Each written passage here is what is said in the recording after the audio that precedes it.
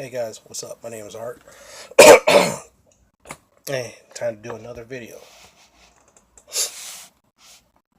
Alright, as a suggestion from my man Taylor Made,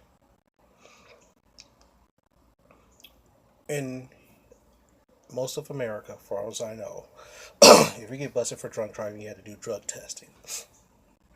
So he asked me, why don't I talk? He asked me, why don't I talk about some drug testing? And at first I was like, nah.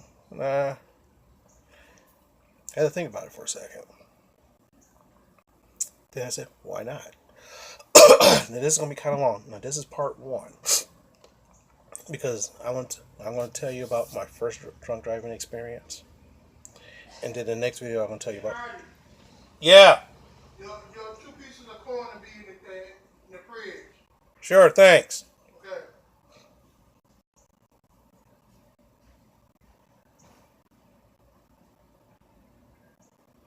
I guess I got corn. Okay. So what happened was my first DUI. One thing I'm going to tell you is that when you get busted for drunk driving, they extend everything for 2 or 3 months. So in actuality, it's a lot longer than what it is. So in theory, your 1 year could be like a year and almost 6 months. 2 years, 2.5 years. Okay. So what happens the first time I got busted by, I was in the city of Berkeley in Michigan. Okay, I was like technically 5 miles from my house when I got pulled over. And so what happened is Berkeley had a police force, but what happened is it was underneath another police force because they didn't have enough money.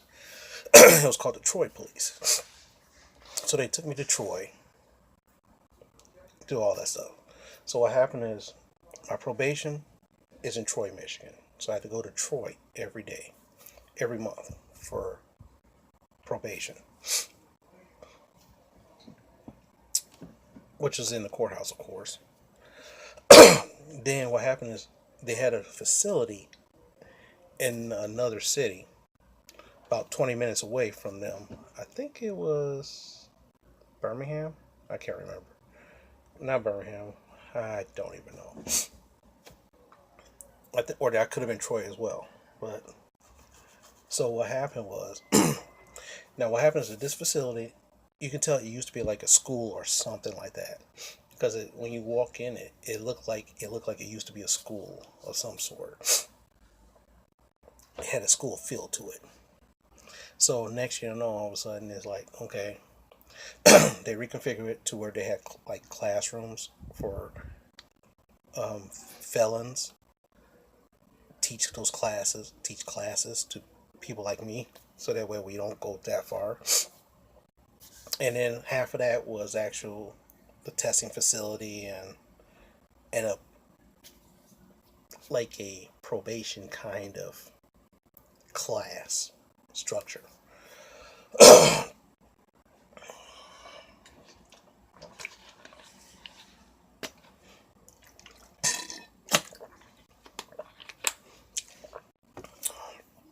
So what happened is, so every day you call this number on the telephone, and they tell you like A or B or something like that.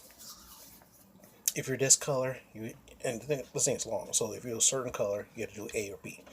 A is breathalyzer, B is drug test, and like C is both. So every day you have to sit there and listen to your color. If your color's up, you got to test that day. Sometimes it's just a breathalyzer, sometimes it's a drug test, sometimes it's both. The place was open 7 in the morning to 7 o'clock at night. So that's 12 hours. So the thing is, if you got an 8-hour workday, 8 to 9 hour workday, you technically have 3 hours to test.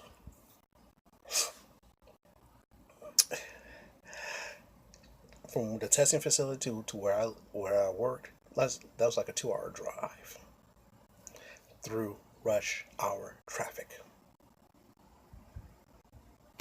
rush hour traffic.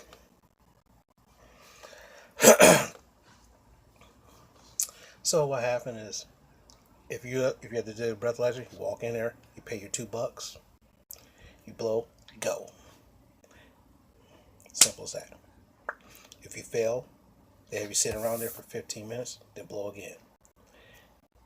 No result, no change. If there's a change, good. If there's no change, you just violate it. They have for a urine sample, you got to pee in the cup. You pee in the cup, then weeks later you find out whether or not you pass or fail. Okay? Simple. Blood fucking simple. That's Monday through Friday.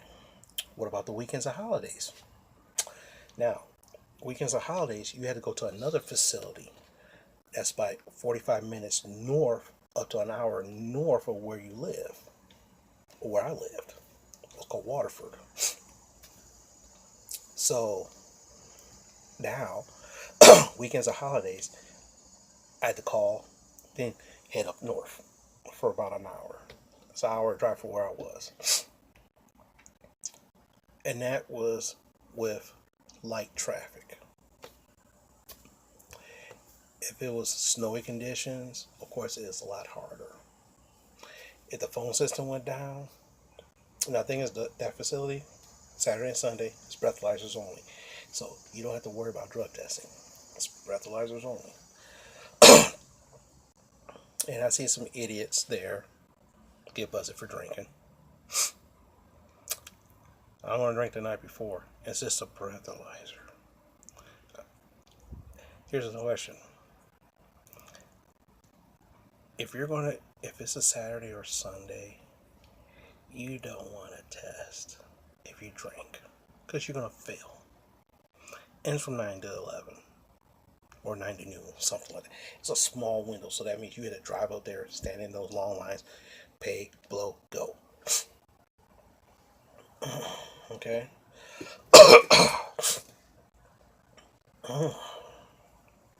So now, here we go. So, here's the thing. Drug test.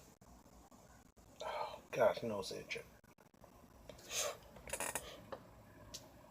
Stupid weather, and everything else is screwing my sinuses. At least I'm not digging in my nose. But anyway.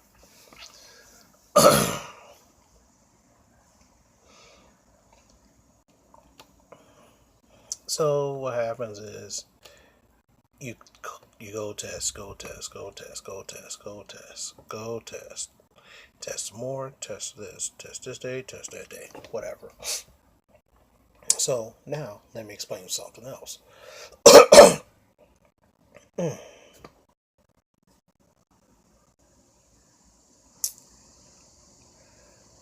One day I was not feeling well at all.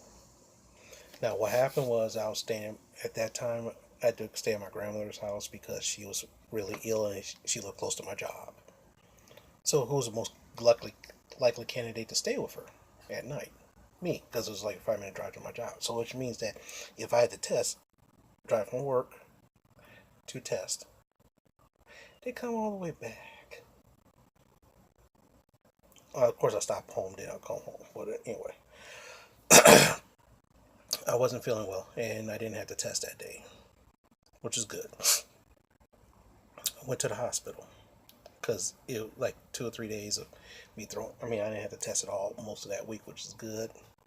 I was throwing up or having diarrhea. Not a good day for me. Feeling like crap. Went to the hospital.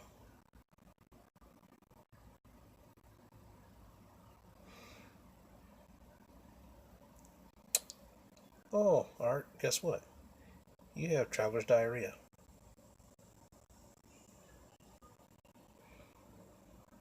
On top of that, you have walking pneumonia. And I looked, I'm like, oh crap, that sucks. So here's some medication. Pick it up. Here's some medication for tonight. Pick it up tomorrow. And within a couple days, you'll be good. I'm like, okay, fine. One thing is that if you go to the hospital for any reason, make sure you have your discharge papers.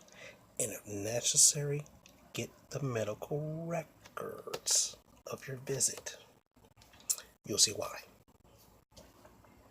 So what happened was that Monday I had to go call. Oh, guess so. Okay, so that Saturday. Oh, guess what? You gotta go blow. So I had to drive all the way up to that city, try to blow, which I didn't have the lung capacity, and of course I was really sick. I'm like, dude, I got a pneumonia. Quit being a pug. Quit lying. So I blew. No problem. That Monday I felt better. Went to take a drug test. What happened was I took the drug test. Now what happened is, imagine a men's stall. If you've ever been to a men's bathroom anywhere, like in a school or whatever, that's what it looks like. She looked at me, she watched me pee, everything else. She looks up and goes, and I told her, I said I had pneumonia. They gave me some medication, but I forgot to take this. I forgot what the name was. She said, oh, no problem. She wrote that down in her book. Now, if they prescribe you medication, make sure you take your medication to the testing facility. That's one thing they didn't even tell me about. Pete went on my way. A couple of days later, I had to see my probation. Told her the exact same thing. No problem. They wrote everything down. No problem. Everything's going on. Boom. Guess what? I get a letter in the mail saying I violated probation because I took opiates. Opiates? I don't do no drugs. Call up the probation officer. What's it saying I'm taking some opiates? Yeah, your drug test said that you was taking some illegal drugs. What? I said, I don't think so. I told you I was in the hospital. Yeah, you told me, but I'm like, well, I don't see it. I'm like, you wrote it in your book. I'm like, okay. So what happened? I did the research myself. Grabbed paid $50 for the medical records for my stay there. Oh, 20 pages. No big deal, right? Including the tests and everything. The medication was called Levaquin. Went to the manufacturer on the computer. Levaquin. Printed it out. Read. Little message in there says, can create false positive in drug tests. So what happens? I fax it over to the court. I said, there's a page. This page right here says it can create false positive. Right there. Okay. Know what they said? They said, sorry, you took opiates. You took some illegal drugs. I'm like, okay. So I went. Now, mind you, during this, even though I violated, I still had to take the test. I still had to take the breathalyzer and the drug test.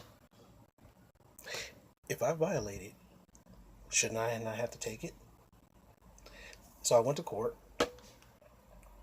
And some girls was behind me, and they were talking about all day.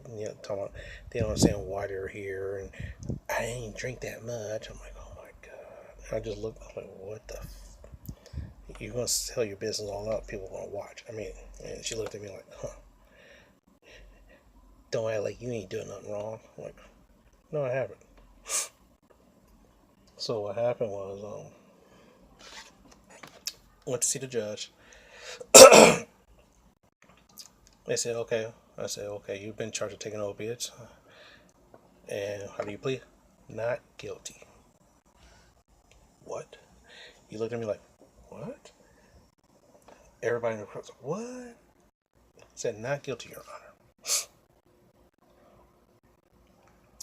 Yes, I'm going to fight this. Okay, here's your court date right here. Okay, no problem. And at first they said, well, should he go to jail or not? And I'm like, no, I'm not going to jail. I said, well, you should be in jail. I said, well, Your Honor, if none of my tests turned out if all my tests turned out negative, all of a sudden it turns out positive for some reason, don't you think there's something must have happened? Don't you think there's something could happen that could make it? Was it what I said? I gave the court all the information about what the incident. Or what was the incident? Had pneumonia. Went to the hospital. They told me I had one. They gave me some medicine. A couple of days later, after I was taking the medicine, I told the testing facility officer, told my probation officer. They wrote it down in the file. So I don't see what the problem was. Then all of a sudden you're trying. I take opiates.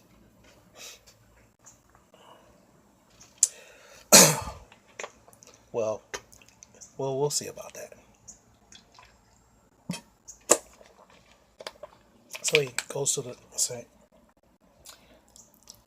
they looked at the people who tested and said, nope, he's been clean all this time. So they said, okay, I'll let you go. Show up at the court date. I'm like, okay. Called up my attorney, told him that situation. He looked at me, he goes, fax me over what you did. Faxed it over to him. A couple hours later, he calls me back. He goes, what a bunch of fucking idiots. You did all the legwork. They just said you did all. You proved to them that you didn't take you wasn't taking opiates. This medication did all that. And you're not going to turn out medication that can make you better. He said, don't worry. We'll win this. I said, well, okay, cool. Do you think they'll let me off probation because they made sales? He goes, we'll try to go for that. Okay? Now mind you, that cost me an extra $1,000. So what happens a couple days later, a couple days before the court date, he sends me a letter in the mail saying he's gonna be late. He said, in fact, I gave the court a copy of this letter to the prosecutor. I was like, okay, cool. See, I'm just laying the groundwork, foreshadowing for the next part. I go to court. I show up. They call people and do all this stuff, and then he goes, "Is Arthur Warren there?" I was like, "Yeah, that's me." Oh, I didn't know you was here. The thing is, you sign in that says you were here, which I did sign in. And he goes, "So where's your attorney?"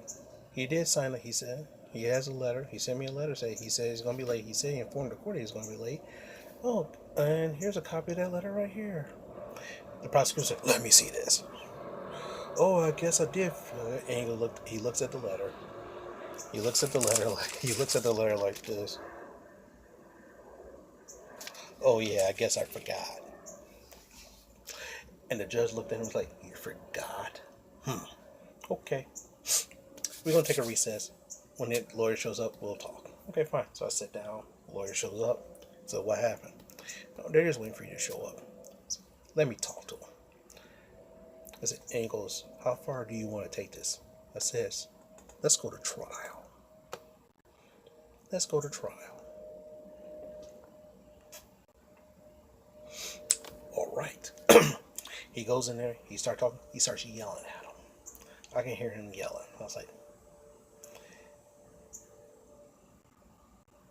he comes out, sits down next to me. He goes, and I goes, "They're trying to railroad me, aren't they?" He goes, "Yeah, they're trying to railroad you. Thing is, you're doing the right thing, and they're trying to screw you over just to make a point. They know and then he goes, they know you're not guilty, but they're trying to railroad you over to keep you in the system and to use you as a talking point. And the funny thing is, because you say you're going to go to trial 9 times, because you said that you're willing to go to trial, and guess what? When you win that trial, they'll probably have to pay you money."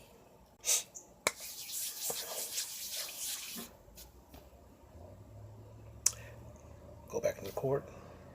Judge says, "So what's going on?" Prosecutor said, "We're dropping all the charges." The judge was like, "What? we're dropping all charges. We noticed that there was a mistake happen. Mr. Warren was not taking opiates, and he gave us the information, and we just missed it. And so the judge is like, "Are you sure?" He goes, "Yes." Okay, your probation reinstated. Like, okay. Comes to me, shakes my hand, goes, "You got lucky." I'm like, "Thanks." Well, I know for a fact, sir, that if I was taking opiates, don't you think I would have tested dirty a long time ago? And I have no documentation of it. Had this shit eating grin like, let one slip through my fingers. And of course, he didn't want me to go to trial because guess what? Go to trial, people see that you try to roll on me. And guess what? It could open up another can of worms to some other people. Maybe. So what happened is now, see my probation officer again. They said, well, this drug testing facility, guess what? We're going to take you to another drug testing facility, a much tougher one, because you got off lucky. So basically, because I did the right thing, and because something that was beyond my control, they're going to punish me. They're going to punish somebody innocent. That was the idea. So I said, okay, fine, go ahead. So what happens now? Now they're going to send me to another.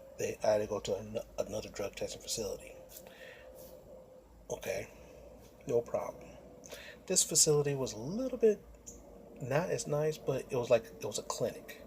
It was like one of those kind of buildings that have like all these clinics in there, like a pharmacy and all sorts of doctors, pharmacy and also and a facility for a laboratory. Okay, so what happened is, now the thing is that you call this number. If you're called, they say your name. You have 24 hours to test. And you only can test from between 11 and 4. So whenever I had to test,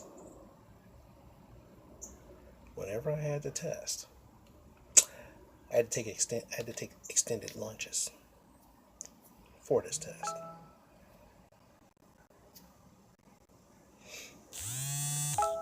Oh well.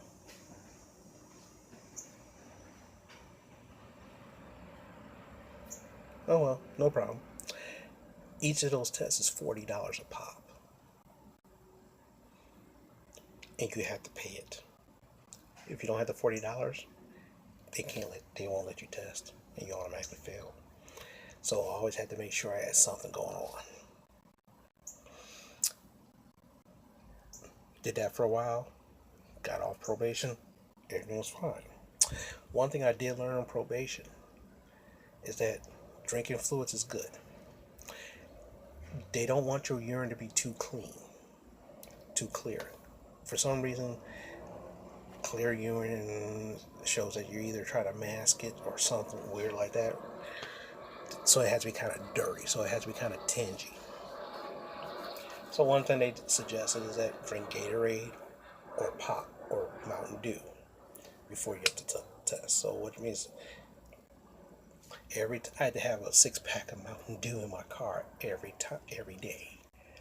So that way, now Taylor Man, I know you like Pepsi. So imagine if you had to imagine before your test, you had to drink a Pepsi right before your test because it makes you go. That's a little hint. You might know that already, but that's a hint that they told me. And every time I did that, I always had to go. And make sure that you give them the great enough sample. I usually give them a little bit more. Why? Because part 2, which is coming up pretty soon, I'll tell you about my second probation drug testing.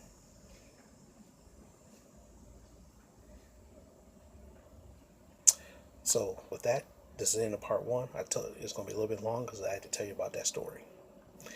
Now next one is going to be a little bit long too, but guess what? It's a lot more hilarious. Talk to you later. As you know, as you can hear, I got corn. Talk to you later. Bye.